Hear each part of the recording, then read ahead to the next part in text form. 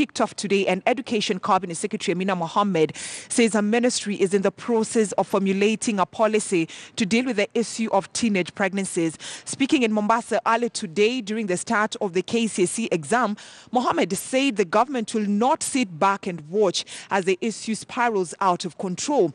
Now, she was accompanied by Foreign Affairs Chief Administrative Secretary, that is Babu Namwamba, who assured the country of the integrity of the examination.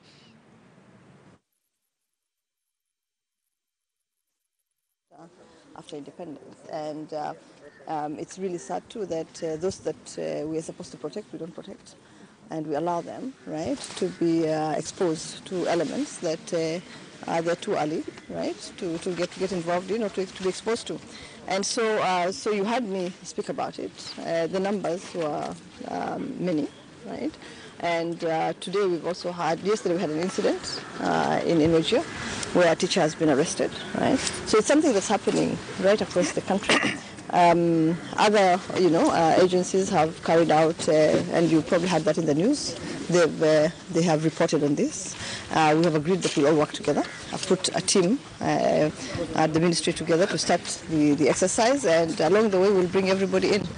We're working on a policy as government on teenage pregnancies in schools, and we'll roll it out at an appropriate time. But I think it's really sad, and I was just urging everybody when I spoke last and appealing that we really protect these children, right? If we have this crisis today, it just means that our country is not going to be in safe hands going forward. We are also telling these children, that we're irresponsible as adults. Because in most cases it's adults, that are doing this to the children. So we're being very, very responsible. Rape is rape in any language, right? Defilement is defilement in any language. It's a crime, and I think the law will take its course. Whenever a culprit is found, the law will take its course. I also said that we are going to follow up and see whether we can actually identify who carried out, these criminal acts and deal with them. So it's something, I think it's a conversation that we must have as a country. We must have this conversation. We cannot bury our heads in the sand. It's happening to our children, it's happening to our sisters, it's happening to even our young brothers, right? We are not going to let it go. It's something that we have sunk our teeth in. It's not going to go away. We will deal with it. This is important because this is not just important for our national development, this is also important for our image globally. I am at Foreign Affairs, and it's significant that Waziri Amina is actually a child of Foreign Affairs. That's where she has grown up for like 30 years. And I know as well as she does that all over the world, our citizens are all over the world. They're looking for jobs, they're looking for scholarships. And it is difficult when you go around the world represent Kenya in various fora to be questioned about the integrity of the exams of this country. Because we are all over the place. We are looking for scholarships for our young people. We are looking for job opportunities for our youth. And you don't want to be encumbered in that process by questions about the integrity of our exams. So it is very, very important that the sanctity, the integrity of our exams is above board. And that's where we are here. That's where we have answered the call of CS Amina at Education, that we all put our hands on the deck. And all government is in this, all the way from His Excellency the President, the Deputy President, and we are being asked to stand in single column to assist in this process. And what I've witnessed here this morning, I have witnessed the opening of the container. I have personally cut the security seals of the packaging of the exams.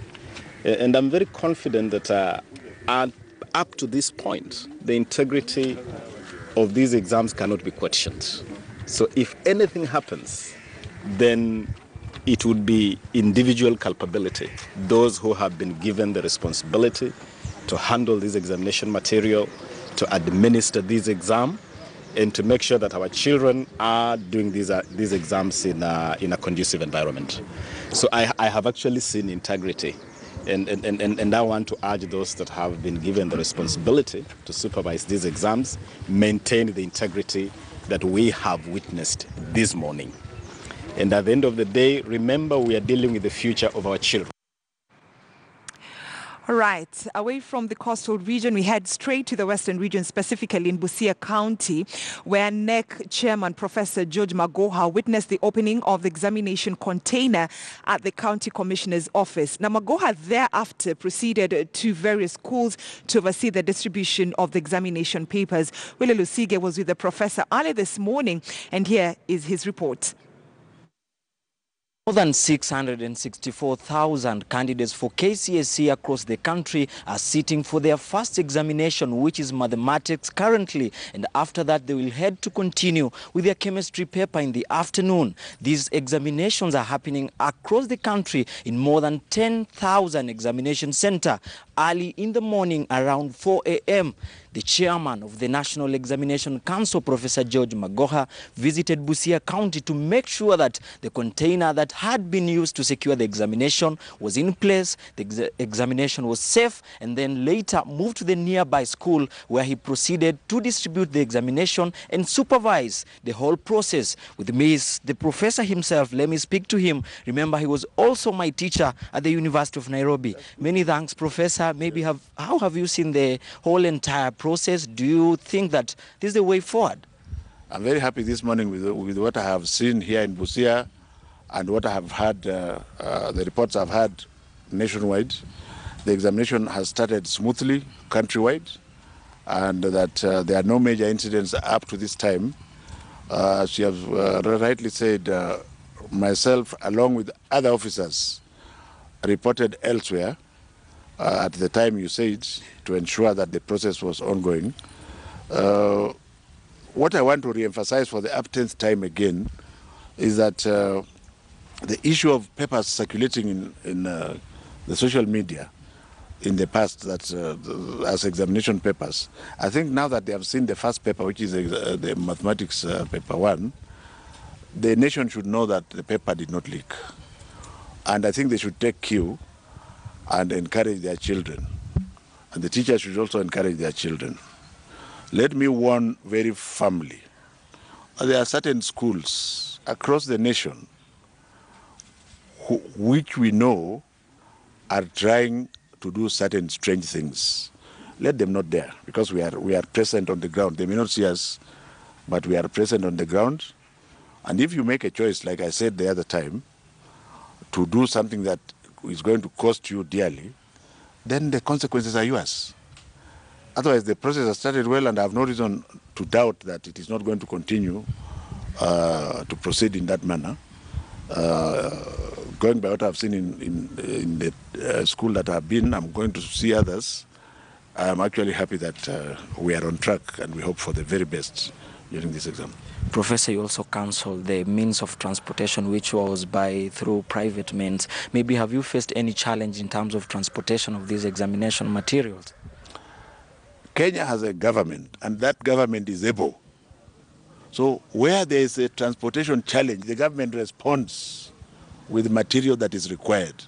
So nobody should have reason to get a border to carry an examination to a center.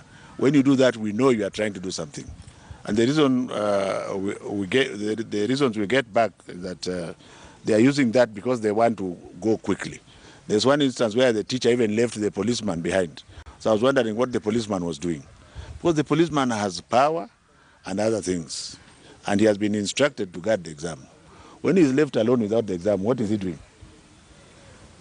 Then there are also other people who are using their own private cars. I said in this process, trust nobody. Don't trust anybody. You could be doing everything in good faith, but when you are using your own private car, who knows what could be happening in there? Are we together? And then don't walk on foot because you think, do not walk on foot because you think the school is too near. If you are carrying gold, do you walk on foot showing it on the road?